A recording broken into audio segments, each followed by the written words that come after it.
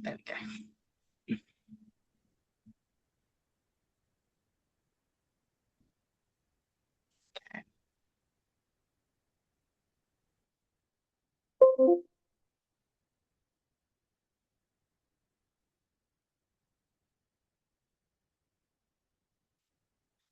Okay, I think we will make a start. Sorry, Craig, your screen's just gone black.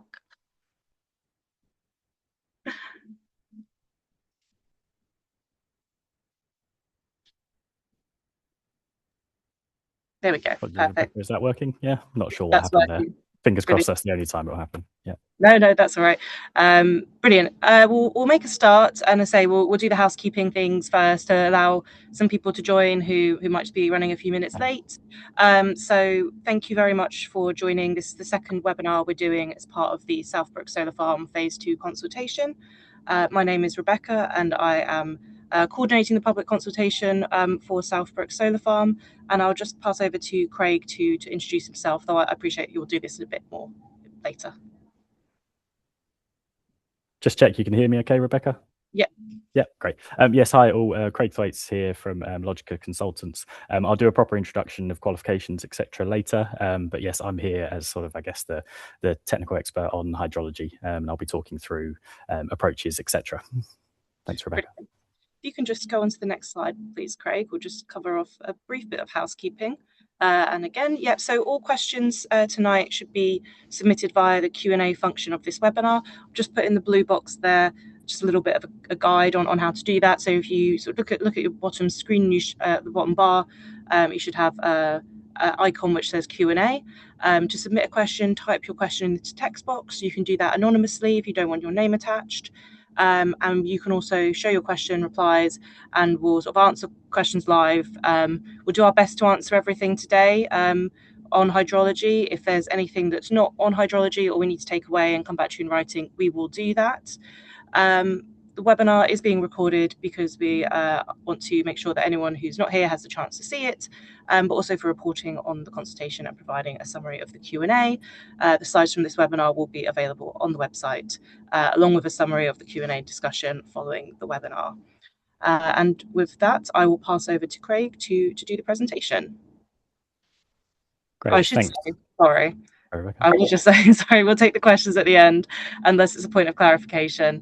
So we'll let Craig do his webinar and then webinar presentation, and then we'll take the questions at the end. Sorry, Craig, please carry on. Absolutely fine, not a problem at all.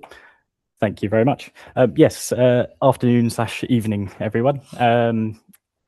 Just as a brief introduction, I guess, to myself, I'm Craig Thwaites. I'm an Associate Director at Logica Group. In terms of qualifications, I have a first-class master's degree in civil engineering from the University of Surrey. In terms of years of experience, I have around 12 years working in sort of civil engineering, along with hydrology, sort of water in general.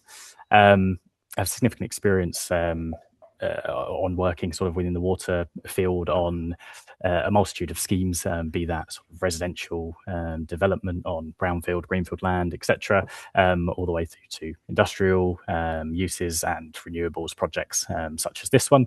And specifically, I've got sort of particularly in the more recent years, I suppose, sort of an in-depth experience yes, in-depth experience on DCO solar farms, again, such as this one.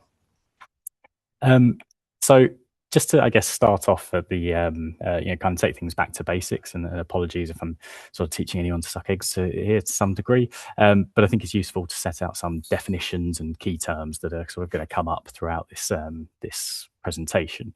So the first thing is, what is hydrology? So hydrology is the study of the distribution, movement and behaviour of water, both above and below ground, basically. This also includes the impact that human activity could have on water availability and sort of baseline conditions. And with regards to sort of environmental assessment, there's a multitude of topics that are covered sort of underneath the hydrology sort of topic, but the following key items are sort of the more typical ones that you'll see. So that's flood risk, looking at sort of baseline and future conditions, surface water drainage, which includes water quality, as well as Water Framework Directive, etc., and also water supply in terms of demand during construction, operation, and decommissioning stages. A few key terms, and forgive me, there are more than I wanted to share in some ways, but obviously there's a lot of definitions of, within sort of hydrology and flood risk. This isn't a full extensive list, but these are the key ones, I guess. So tidal flooding. So that is flooding and is particularly important, I guess, for the Southbrook scheme, given the coastal nature. This is flooding that occurs as a result of high tides or storm surge events, in which water will flow from the sea towards land and particularly inundate lower lying areas. Just to be clear, that's not, it's generally associated with coastal areas. However, there's a number of tidal rivers where tide influences the river inland. A good example of this is the River Thames, which is tidal up until approximately Teddington Lock, which is around, I think, 95 miles inland. So just to give some context of how far-reaching tidal flooding can be. We have fluvial flooding. Now that's flooding that originates from rivers, which basically means sort of overtopping of river banks or breaching of river banks as a result of heavy or prolonged periods of rain or snow melt, sort of upstream within the catchment. We have pluvial flooding. That's flooding that occurs due to high intensity rainfall and results in water ponding or flowing over land. Now, just to make, I guess, the distinction between pluvial and fluvial. Pluvial doesn't consider, I guess, overtopping from river banks and sort of, I guess, rainfall from within the catchment significantly further upstream. It's more based on topography and where water would go when it hits the ground. I fear I've just lost. Sorry, forgive me. Can I just check, Rebecca? Can you hear me? Okay. Yeah, I can. Okay, good. Sorry, my screen went black for a second, so I had a minor panic attack. Just to go back, so those are the three key terms in terms of flooding. There are obviously other sources, groundwater and artificial sources, reservoirs, etc. But I haven't included those in the key terms. I can always clarify those if helpful. Flood defence breach is also an item that's, I guess, important for the Southbrook scheme, and that's flooding that can occur due to what we call a breach, which is essentially a failure of a flood defence. This is often referred to as a residual event on the basis that when flood defences are operating kind of as they should, as in not failing, there shouldn't be flooding to a certain point, so a certain design standard anyway. It's something we'll come back to a little bit later. The design flood. This is something we refer to, and it's essentially the flood event for which we are required to provide mitigation for, and we basically design against. For this area, in terms of where Southbrooks is, and the tidal nature, this is considered to be what we call the 1 in 200 year tidal flood event, plus an allowance for climate change. And that definition is set out by the Environment Agency within the planning practice guidance, the PPG. Just one second before we move on, Craig, sorry. I had a question asking about dike flooding and what category that would be. Yeah, so dike flooding, it depends on location, I suppose. So there can be a fluvial element, I guess, towards dikes. Depends on the size of them and the catchment associated with them. So it can sit between, I guess, fluvial or pluvial. There are situations, and actually Southbrooks is quite a good example of it, in which smaller watercourses, such as the IDB watercourses that I'll share in a few slides' time, and smaller watercourses are actually more representative from pluvial flooding, because they're essentially smaller catchments that drain to smaller topographic kind of ditches, I guess. So the answer, I guess, in short, is it depends. And sorry for giving I don't want to give a non-concise answer, but it completely depends on the conditions associated with that dike. Thanks, Craig. A few more key terms. So climate change allowance. So these are allowances that we have to make within modelling of, whether we're doing sort of flood hydraulic modelling or designing for surface water drainage systems, and they're allowances that account for predicted changes in things such as peak river flow, rainfall intensity, sea level rise, all as a result of climate change. The sequential approach. So this is basically around master plan sort of development, sort of in this context anyway, and it's looking to develop areas that are at little or no risk of flooding, in preference to areas that are at a higher risk. The sequential test, which leads on from the sequential approach, and sequential test is something that sort of more sits with planning consultants, I guess, but does obviously link closely because of the flood risk elements. But I've included this because it links so closely with the exception test, which I'll go through after.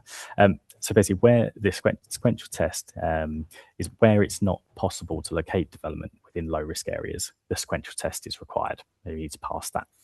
The test essentially compares the site against other reasonably available sites. And again, the aim of the sequential test is to steer development towards the low risk areas wherever we can. An important point to note on that is, or with regards to the reasonably available sites, is that there has to be within a defined search area that's agreed with the LPA. And it also has to be sort of a scale that can meet the development needs. The exception test, where the sequential test confirms that there's not any suitable sites that are at lower risk, and you therefore are developing the site that sort of is being reviewed, the sequential test needs to be passed. Now that requires two main items to be sort of proved, I guess. The first being that the development will provide wider sustainability benefits to the community that outweigh the flood risk that's present. And the second being that the development will be safe for its lifetime without increasing flood risk elsewhere.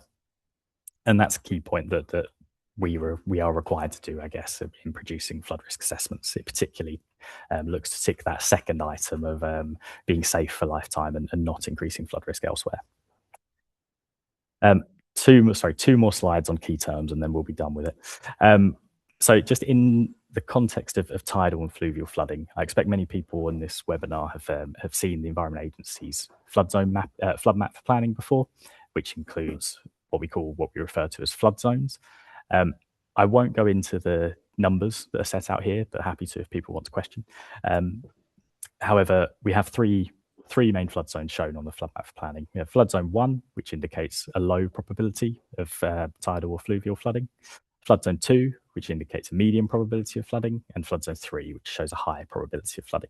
Each have different probabilities and sort of quantified probabilities, which are listed in those bullet points. I won't define them now, but I'll show a figure with the flood zones on sort of shortly within the presentation. Last slide. So this focuses a bit more on, I guess, surface water drainage and potable and sort of infrastructure type items. So surface water drainage. So this is the management of rainfall that lands on land and developed surfaces. And there's a need for us to manage that rainfall, basically. So to ensure that flows are controlled in terms of rates, volumes, and quality of runoff as well in terms of treatment. Sustainable drainage systems, referred to as SUDs, something you may have heard of. These are drainage features which basically look to mimic natural drainage regimes and typically manage rainfall close to where it falls, which is something we refer to as source control. SUDs are typically designed to provide a number of sort of multifunctional benefits, I guess, and there's sort of 4 pillars associated with that. So there's amenity, benefits, biodiversity benefits, as well as water quantity and water quality benefits as well. Now, their benefits, I guess, over traditional drainage systems, such as your sort of traditional piped network. Then SUDs tend to be sort of like more open green features, I guess, like detention basins, ponds, those sorts of things. Potable water, that is water that is essentially safe for humans to drink, cook with, and use for personal hygiene.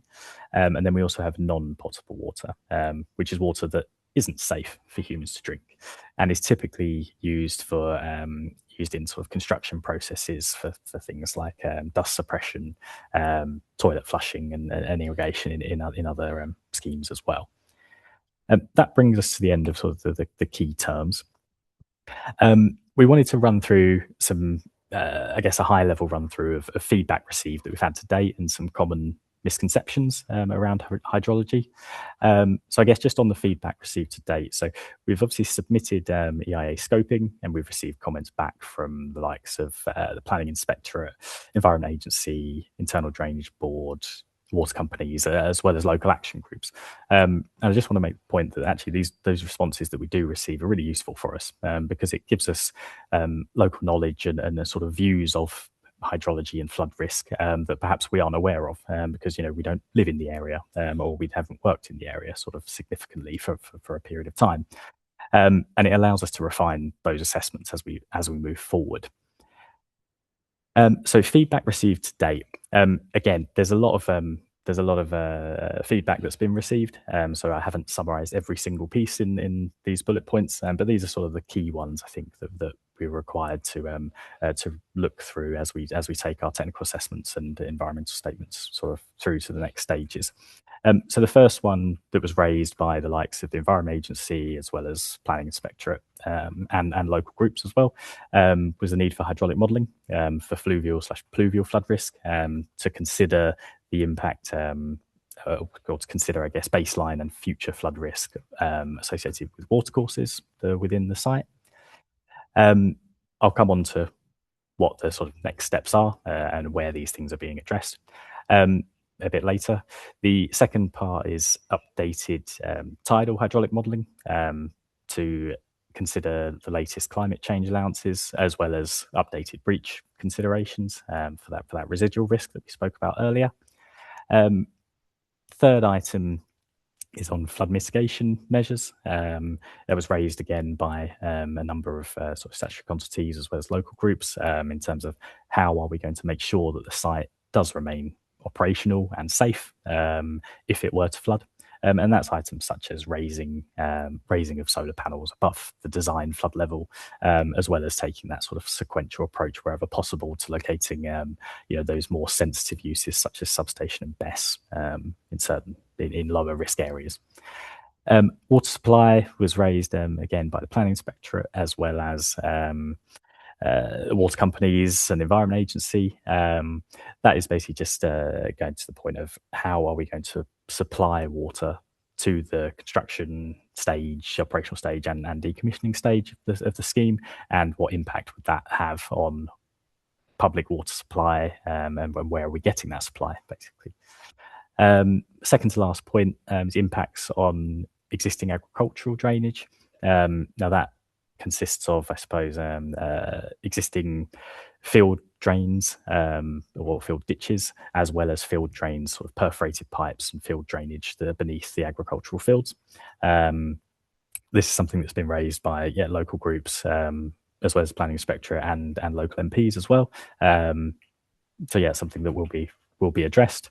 And then finally, the water quality impacts in terms of quality of runoff during construction, operation, and decommissioning, how we're going to be treating water to make sure that we don't essentially pollute any water bodies sort of in the area. And that also includes the Water Framework Directive, which is another technical assessment that is being prepared to support the application. Just to make the point, obviously, in addition to the feedback that's been received to date, we have been having sort of semi-regular, I guess, consultations and meetings with the likes of the Environment Agency, Kent County Council, and Essex East Sussex lead local flood authorities, because the site spans two, as well as meetings, including in-person meetings with the Romney Marsh Internal Drainage Board, just to discuss how things are going and be aware where the direction that we're going with regards to flood risk and drainage. As mentioned a moment ago, so I'll just take a quick sip of water. Common misconceptions. There are a number of items that we see sort of coming up from statutory consultees and local residents, etc., regarding hydrology, and we think it's probably a good point to perhaps talk through some of those to give that context of where things are perhaps misconstrued and where they're not. So the first one, the flood map for planning and flood defences. So whilst the Environment Agency flood map for planning shows flood zones, I think it's important to note that those flood zones don't take into account any protection that the existing flood defences would provide. So essentially, the flood map for planning looks at an undefended scenario, whereas in reality, some of those areas may be defended. And what you have to be looking at really is the flood model, the hydraulic flood modelling sort of outputs to understand what level of protection is provided there. So just to summarise that, basically the flood map for planning assumes that there's no flood defences, which is particularly important for this site. The probability of flooding. So as I mentioned earlier in sort of the key terms, under the key terms slide, there's certain probability. So we have low, medium and high. If we take the high risk, which is flood zone 3 as an example, that sets out that there is a greater than 1 in 100 probability, so 1%, greater than 1% probability of flooding. Now, it's important to make clear that doesn't mean that this flood event will happen once in 100 years, or that it won't happen for 100 years, or won't happen until we reach 100 years. It's what we call an annual probability. So it means it has a 1% probability of happening in any given year. So this year, there could be a 1% probability of that happening. The third common misconception is that solar farms cannot be located in flood areas. So national planning policy indicates that essential infrastructure, which includes solar farms, such as what we're reviewing here for Southbrooks, can be located in flood zones. It just assumes that the exception test is passed. So it means we have to tick those 2 boxes for the exception test, which are the sustainability measures provided to the local community will outweigh the flood risk, and that the site itself could be designed to be safe, and operational, and not increase flood risk downstream. The fourth item, solar farms will increase surface water runoff or flood risk downstream. So there's been research that's been undertaken on this. This is specifically with regards to the solar panel areas, I suppose. So there is research that's been undertaken on this item, and that research concludes that as long as vegetation cover is maintained beneath the panels, there's no significant increases in surface water runoff anticipated. So basically what we're saying is the rainfall that lands on the panels will discharge essentially to what we would call sort of a greenfield site beneath, because we've got that vegetation cover, which will naturally reduce, slow down runoff, provide sort of erosion control by the vegetation. There'll be infiltration, and we have spacing between the solar panels themselves to kind of allow for that runoff to continue. The only times in which we generally see flood risk increasing as a result of surface water runoff is if you end up with soil compaction, if the vegetation is poor and it's not maintained appropriately, and if the drainage, any strategic drainage that's put in place isn't designed properly. The fifth item, it's drainage doesn't equal sewers. So land drainage, as I touched on a little bit earlier, normally consists of items such as open field ditches, underground land drainage features, such as perforated land drains for agricultural purposes, and these features often discharge untreated and unattenuated to local water bodies. Whereas sewers consist of more sort of traditional piped networks, I suppose, of sort of public sewer assets that run underground and ultimately discharge to treatment works or are treated sufficiently before they discharge to a water body. And the final misconception we want to cover is that battery energy storage systems, BESS for short, will pollute water sources. Now, I fully appreciate the sort of concern around battery energy storage systems, particularly with regards to fires associated with them, because we know that there have been fires. However, I want to stress the point that BESS units are sealed systems with little potential for leakages, kind of in ordinary situations. And it's really when that fire event occurs that sort of leakage can happen, and fire water, sort of as a source for dousing the fire, can obviously result in runoff discharging to, or could, in theory, result in runoff discharging to local water bodies. As part of the surface water drainage design, mitigation measures are considered and are put in place to ensure that appropriate pollution control, including containment measures, are put in place to prevent that from happening, basically to prevent that polluted runoff from entering the water bodies. That brings us to the end of those sort of common misconceptions. I'm sure there will be a few more that I could have included, but I think that's enough for today. So approach to assessment. So we've recently prepared an environmental summary and then a preliminary environmental assessment, which considers the potential effects that development could have on receptors. So the following basically sets out how we've done those assessments and then how we've undertaken that. So the assessment today. Sorry, Craig, just to get you let you know, we're about halfway through the time, so just conscious we'll need some time for questions. Amanda's just noted that obviously on the marsh, some of the ditches draining into the Royal Military Canal are called sewers. So just to bear that in mind when we're talking about ditches and drains and everything. That's all. No, that's fine. No, that's helpful to know as well. And thanks for the time update. It won't be too much longer. The approach to assessment. So the assessment today of the potential effects is based on professional judgment supported by baseline information that's available. Now, the sources for those baseline information, are based on site walkovers, Environment Agency flood mapping, Environment Agency hydraulic modelling that's been provided to us through consultation with the Environment Agency, strategic flood risk assessments from local councils, as well as other EA data sets such as drinking water, protected areas, safeguard zones, source protection zones, groundwater vulnerability mapping, etc. As mentioned earlier, we've also had a number of meetings with the likes of the Environment Agency and IDB to get their inputs on modelling requirements and drainage considerations. I thought it'd be useful just to share a few figures showing sort of perhaps some of the baseline data to give context. So what we have here at the moment is a map showing existing watercourses, and forgive me because the scale obviously of the development sometimes makes it a bit tricky to sort of show things in infinite detail.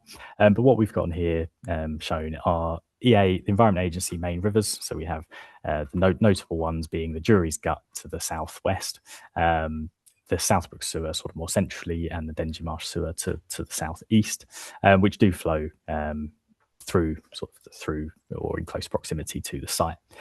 We also have a number of internal drainage board watercourses, which are highlighted in sort of the more purple colour, and there's also ordinary watercourses, sort of more and field drains, etc., sort of within the development parcels and around them as well, which are all items, the baseline sort of conditions that we consider.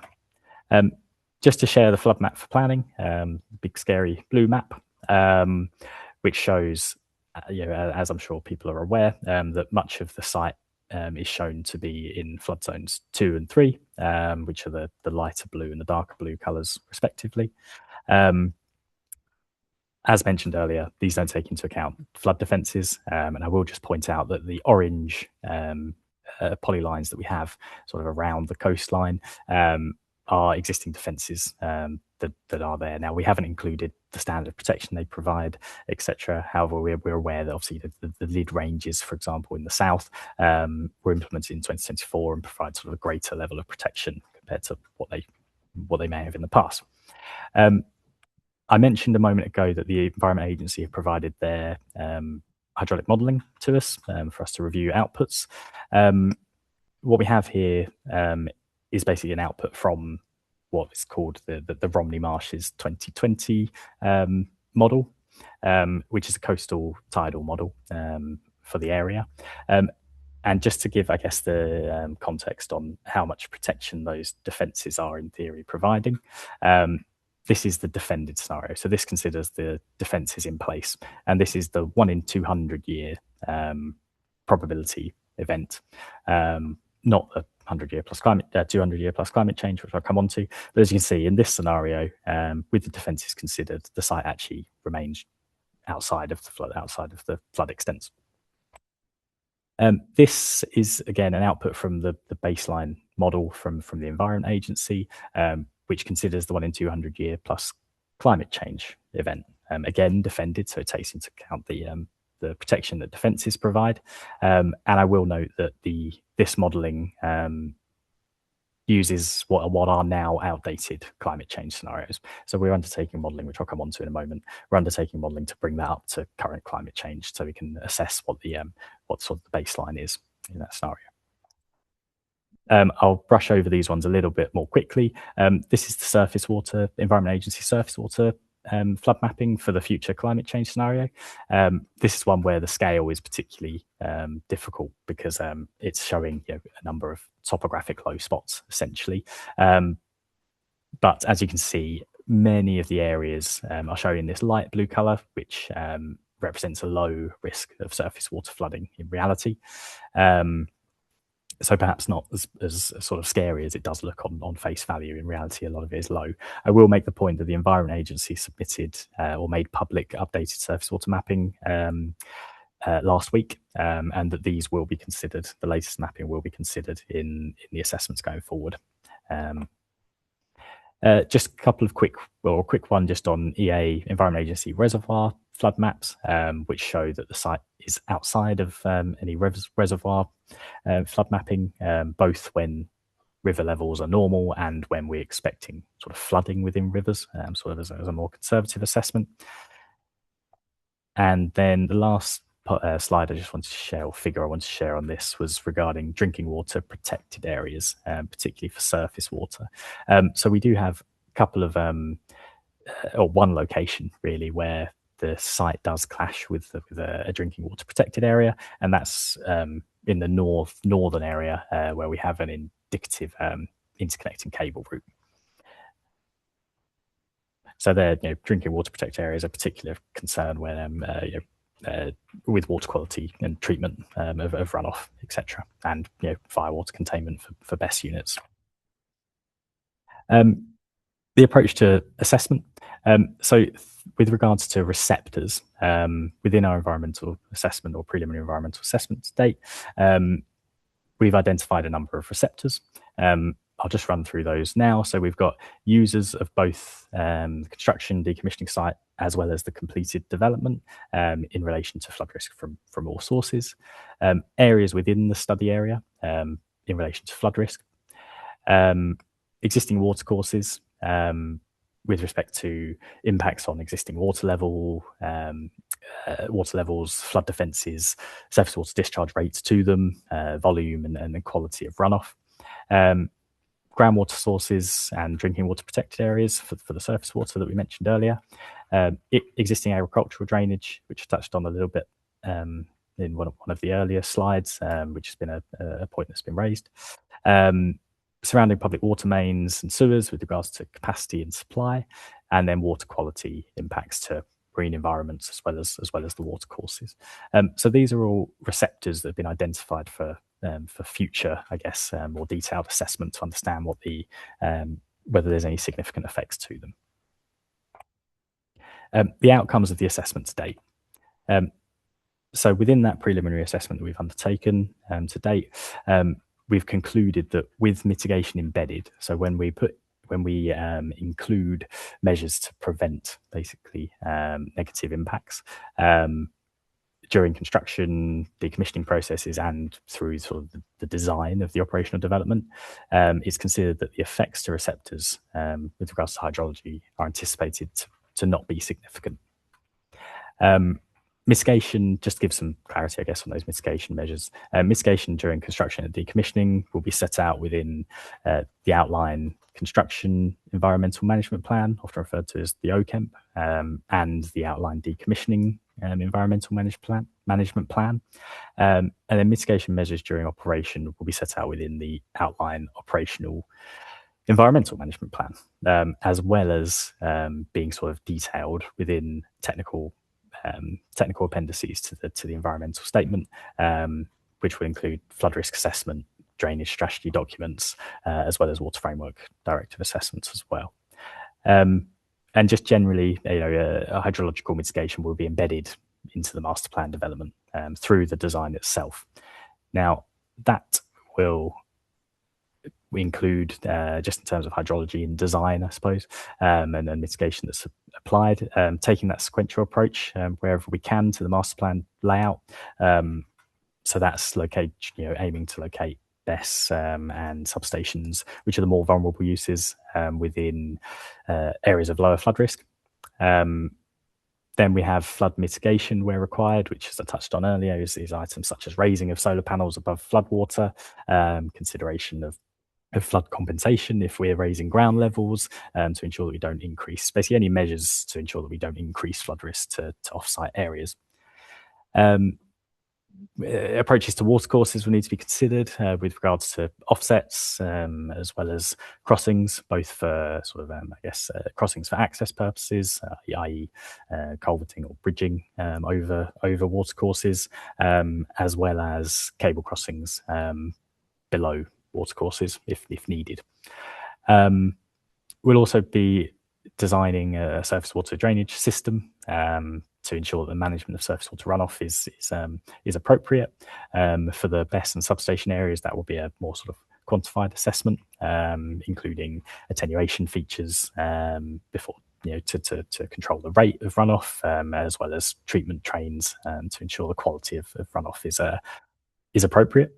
And then just to cover the water quality in a little bit more detail as well, that's for all phases of development, so for construction, operation and decommissioning. So that those measures, particularly during the construction and decommissioning, will be set out within the environmental management plans. Last few slides now. So further work needed for the environmental statement. So the scheme is still in development, and we definitely need, we're definitely working through things. It's work in progress, and further work is needed to confirm, I guess, the baseline risk and how mitigation will be implemented to inform the development. So these are some of the key parts, I guess. So through more recent meetings with the Environment Agency and the Internal Drainage Board, it's been agreed that hydraulic modelling is needed to basically confirm the flood risk associated with watercourses within and in the vicinity of the scheme. So that's the direct rainfall modelling that we're referring to in the first bullet point there. And then again, as set out sort of in the feedback from a number of consultees, updated tidal modelling is something that we're also working up, which essentially brings the current EA modelling up to date in terms of tidal conditions and climate change considerations. On drainage design, will be the following will be progressed. So further drainage surveys are going to be undertaken, as well as landowner engagement to gain a better understanding of those existing drainage features. We'll be developing drainage plans, including attenuation types, where they'll be, how flow control features will work and where they'll be located, as well as pollution control, and all of which will inform the master plan as well. In addition to that, engagement has already started and then will continue with water supply providers and sewage providers as well in terms of that capacity for supply and discharge.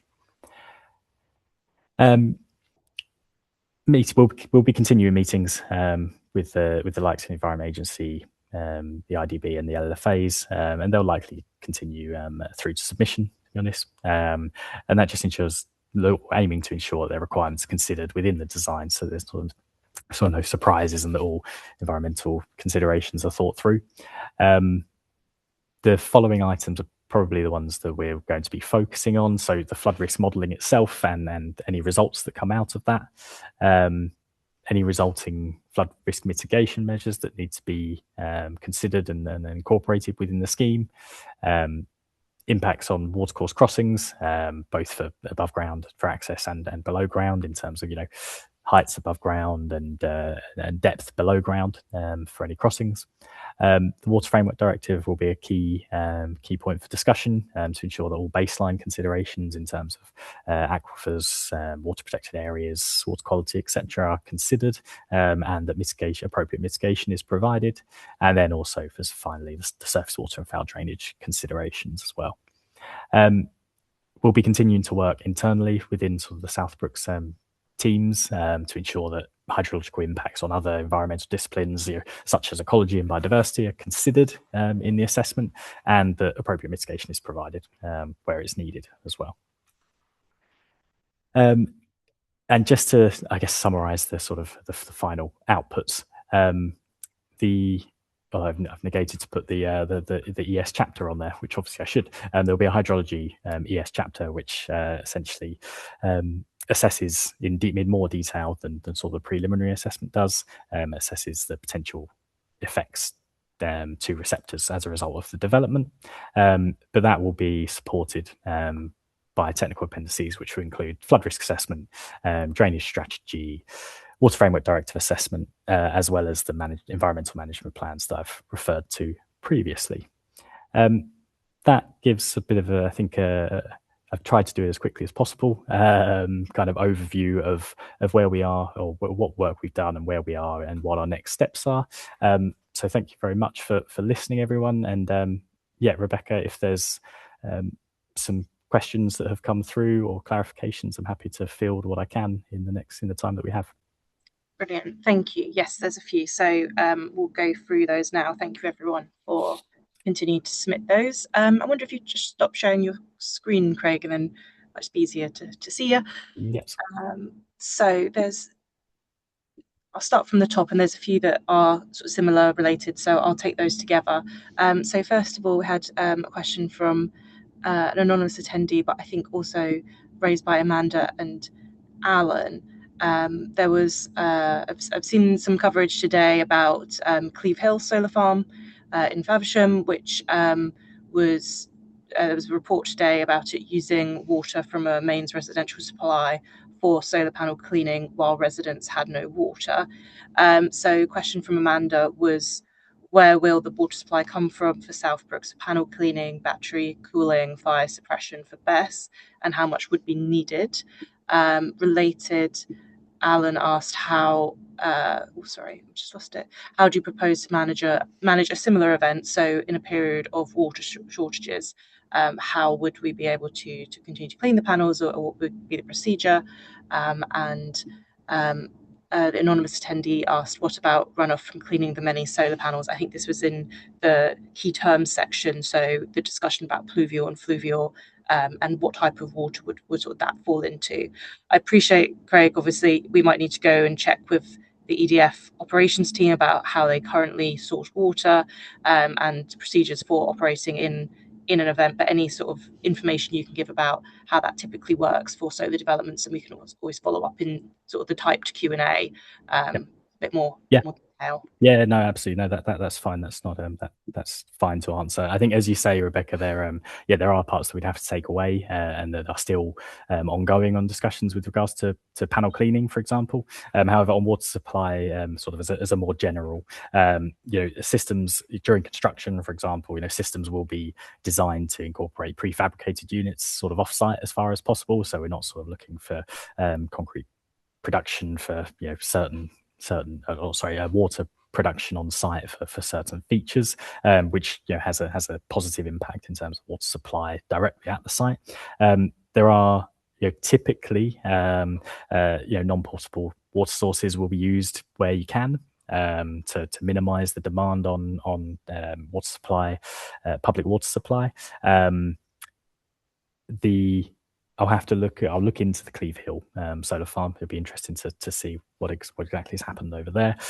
So that's useful to have that raised, which is great. But one thing to make, I think, is important to note on this is discussions are being held with Affinity Water and Southern Water, and they'll continue to be had to ensure that where we do need water from public water supply, that there is capacity for it, basically. But yeah, in terms of specifics on solar panel cleaning, we'd have to take that one away to confirm with the EDF team. And sorry, remind me, Rebecca, there was a question as well on around the key terms part. This was about sort of what category of water would the cleaning for the water used for cleaning the solar panels, when we're talking about pluvial and fluvial, and if that was a source that could particularly touch on. Yeah, so just to try and tick that one off as best I can, that wouldn't constitute sort of a source of flooding. It's panel cleaning, it's low volumes of water, at one given time, I suppose. about in terms of whether any harmful chemicals are used in the cleaning of solar panels. That's not typically the case. It's normally clean water that is used, so wouldn't result in pollution to groundwater sources or to water bodies in general. Thank you. Not so much a question but a comment, but an anonymous attendee flagged that there is a flood risk in the area between the army and power station that needs consideration, presumably around Lead Camp. I think your map showed that quite well, but I think it's a good point to take away. Yep. Yeah, no, absolutely. It's great to take away. Yeah. Thank you. Thank you. Alan asked, what percentage of which zone does Southbrooks fall into? I know we had the maps up, which may have covered that, but I don't know if we have the specific percentages or if that's something we can provide at this stage. Yeah, I don't have the percentages to hand, but it is something that we can provide, and we have provided on other schemes. So something we're happy to include within the sort of the assessments. Thanks. One anonymous attendee asked, how will the vegetation grow if it's dark or shady under the panels? So I suppose in between the panels, there's a minimum spacing of 2.5 meters, raised above the ground, 0.8 meters above the ground. So I suppose any comment on how vegetation tends to grow under the panels themselves? Yeah. I mean, I'm not an ecologist, so I don't specify, or a landscape, expert, so I don't specify planting. But based on typical other schemes, it's specifying kind of a diverse mix, I guess, of planting. So there'll be some shade tolerant species that are specified, particularly for beneath the panels. As well as that mix is determined so that there should be sort of a consistent planting vegetation cover, sort of for all weather conditions. I've got two on construction, which I'll take together. So Alan asks, touching on water in general, you state you plan to construct all year. How do you propose to deal with general winter flooding that occurs pretty well everywhere in many locations? And then Amanda, which I'll just to answer live, Amanda has said, construction during the 20 megawatt Sycamore solar farm build in 2014 resulted in a main ditch / sewer collapsing. This was repaired by the developers.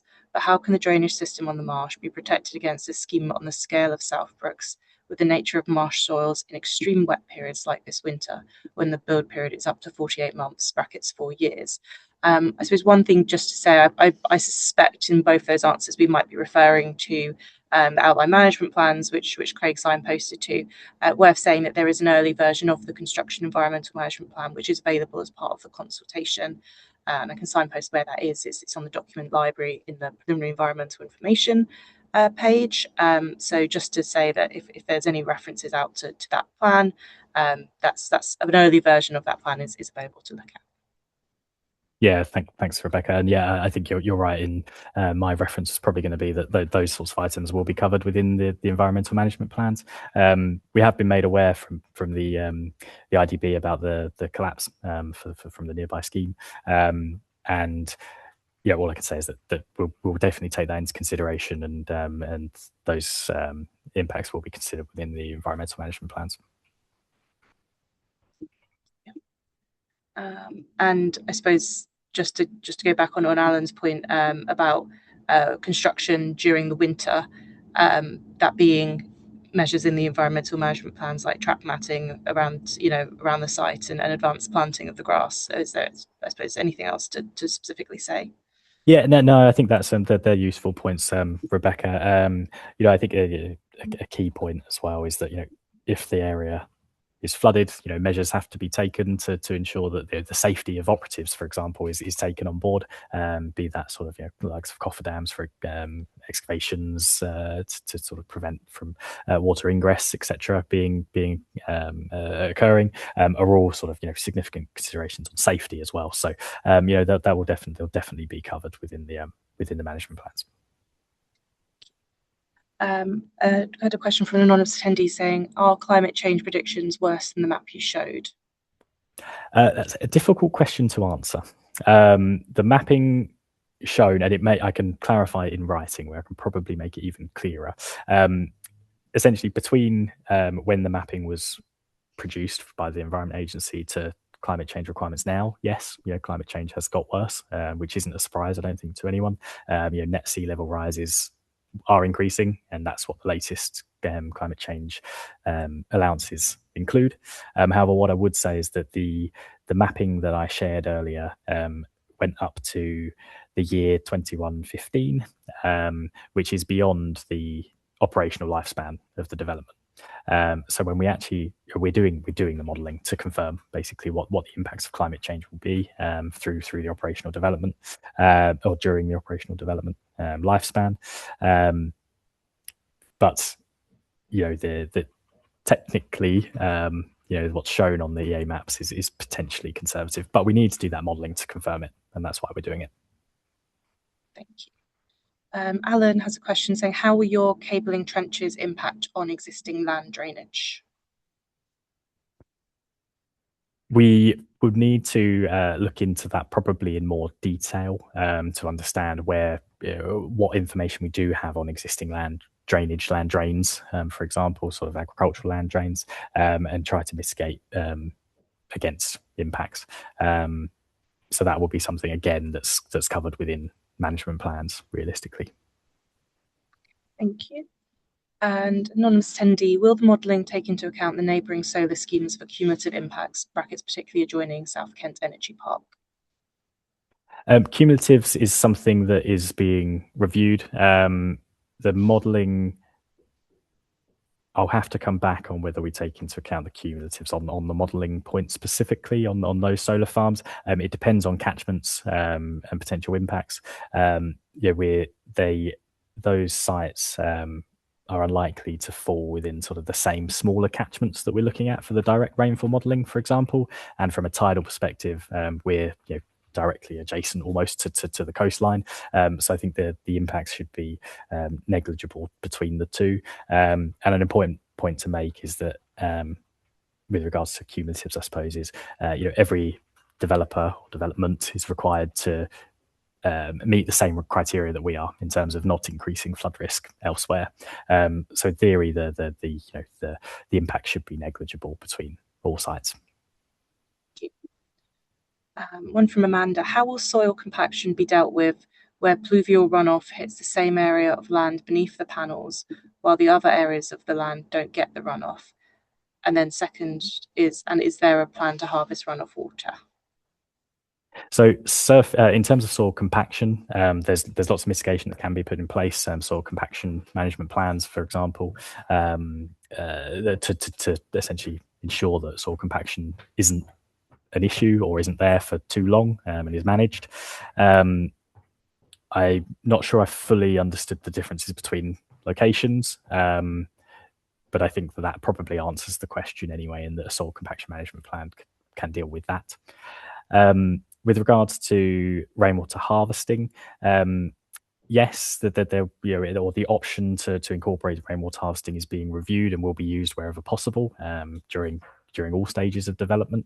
But that hasn't been quantified to date, and may not be quantified overall. To be honest, it's something that may be more detailed within kind of the detailed management plans in the future. I think if I can, and Amanda do follow up with me if I've misconstrued, I think the point about soil compaction was about water runoff hitting the same area of land and compacting the soil, and then how that would then relate to other areas of land that don't get that runoff. I see. So you mean sort of almost like the drip line effect, almost along the bottom of the panels. Yes. So we wouldn't anticipate soil compaction from that. There are at times concerns about erosion of soil as a result of that drip line. However, with maintained vegetation consistent sort of along within those gaps and along that drip line, research indicates that basically is your mitigation against erosion or in theory, I guess, soil compaction. Thank you, that's helpful. So Amanda, also this may be one that we have the fire safety webinar, but if you can't answer it, Craig, today, I will include it in the written Q&A. I'll get the person who's doing that to respond for this Q&A. So Amanda says, how will fire water from potential best fire be dealt with? and then how much water needs to be stored near the BESS for a fire event for a 500 megawatt BESS facility, and how to deal with a potential BESS fire. I think that the latter part of that we'll deal with in the battery safety webinar, but if you could briefly talk to how firewater or contaminated firewater would be managed, that'd be brilliant. Yeah, no, you're absolutely right, Rebecca. I can't comment on the volume of storage. So yeah, that's one to cover in a future one. On yeah, in terms of how runoff, firewater runoff is managed, essentially as sort of as I mentioned previously, that appropriate pollution prevention measures will be put in place, and that can or will likely include containment. So it's incorporating items such as penstock valves, which automatic shut-off valves, basically downstream of any attenuation features, which are often linked to the fire sort of alert systems and will shut off automatically. They also have manual backups to contain firewater in that event. Discussions will be ongoing with the sort of fire service in regards to volumes that are required, because they do change on occasion.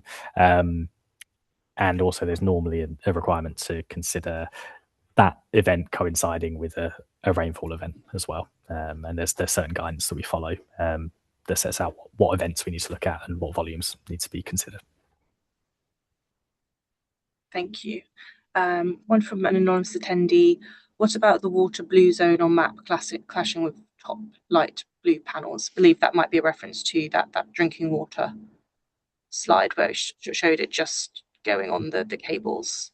What about the clash, sorry, between the flood zone and the drinking water protected areas?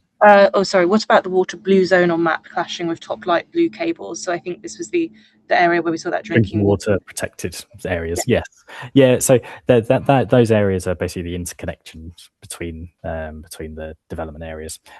So we're only really looking at cabling, I guess, within those areas, and suitable mitigation can be put in place through the management plans to ensure that there's no potential increase or potential for pollution to those areas that sort of serve the drinking water protected areas. And I think worth saying in that area, we have two options for the cables as well. So that will also feed into the selected route that we have for our design. Thank you. And Amanda was just clarifying her point about the soil compaction. So rain off panels falls in one channel, while land beneath the panels doesn't receive that rainfall as the panels protect it. So I guess it's as well as the cleaning, but also the rainwater as well. Yeah. So I think largely my response probably answers the question in terms of the compaction and the erosion point. Only other point to mention, I guess, is I think what's being said is you have areas that get wet and areas that don't because of the solar panel. So the idea is that ground levels will generally be maintained beneath the panels. So there's that opportunity for rainfall that does sort of land, I guess, on that drip edge or that corridor, the wet corridor, let's call it, to continue to flow downstream as it would, sort of beneath the panels as well. So you still get that opportunity there for infiltration to the ground, and your groundwater recharge, for example, would still occur and wouldn't be impacted. Brilliant, thank you. I've got one more, and I'm conscious of time. But Amanda says, I believe some of the pumps that pump water out to the sea from the marsh are not operating well. Are your assessments taking this into account, and what does the Environment Agency say about this? That has been raised to us by the Internal Drainage Board, which is really useful knowledge to have. It hasn't been discussed with the Environment Agency to date, but we will bring it up with them. In terms of how that assessment is being brought, it is being sort of considered within our modelling. We've had last week colleagues go out to site, do a walkover, and assess internal drainage board structures, for example, just so that we can make sure we represent them as best we can within the modelling, and as part of that modelling exercise. The pumps themselves are outside, I suppose, of the overall catchment, but are a consideration kind of as a downstream, I guess, feature. So we'll have to make sure, where appropriate, that we do incorporate those features and make allowances for them. But yes, thank you very much for reinforcing the point that there are issues with those pumps, and as I say, we have been made aware by the IDB of that. Thank you. And then Amanda, last one that I have on here. So what schemes have you worked on with the same hydrology as Romney Marsh? I mean, hydrology is very, it varies significantly across, I guess, the country. However, I've worked on numerous schemes within flood zones 2, 3, incorporating modelling as well as mitigation measures such as these, as well as solar farms that are significantly within flood zones 2 and 3. Granted, perhaps more fluvial sources more so than tidal. But yeah, I've had experience on a plethora of schemes, I guess. Thank you, Craig. I have last one from Jane Mitchell. I'll answer that live. Why is the hydrology map frilly around the edges, not going to the coast?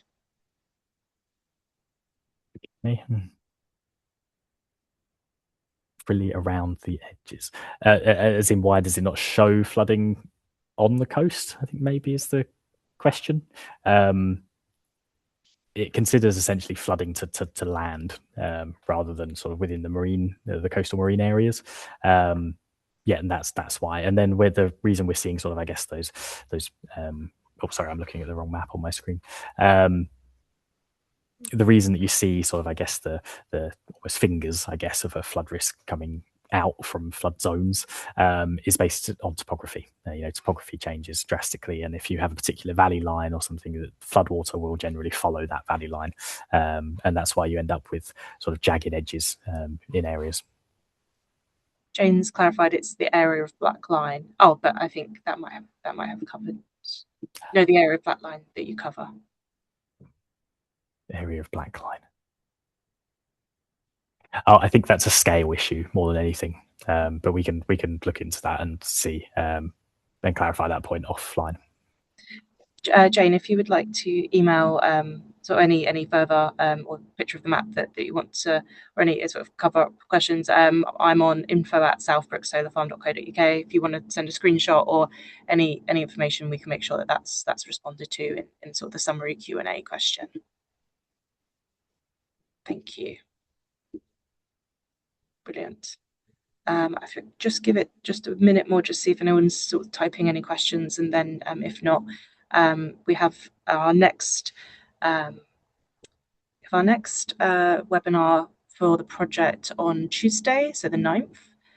That's on transport, ahead of our public events, which are taking place on the 11th, 12th, and 13th of June. Which we hope to see a lot of you there. It'd be lovely to see you, and some familiar faces as well. Thank you, Amanda. So thanks, Rebecca and Craig. Thank you very much, everyone, for your time this evening. I hope that was helpful. As I say, a summary of these slides will be available on the website shortly, and as part of that, we will have a Q&A, sort of couple of slides at the back, which go through the answers that were given this evening, and so it's all written down for everyone to see. I haven't got any more questions, so I will say thank you again, and we look forward to seeing you at the next one. Take care, everyone.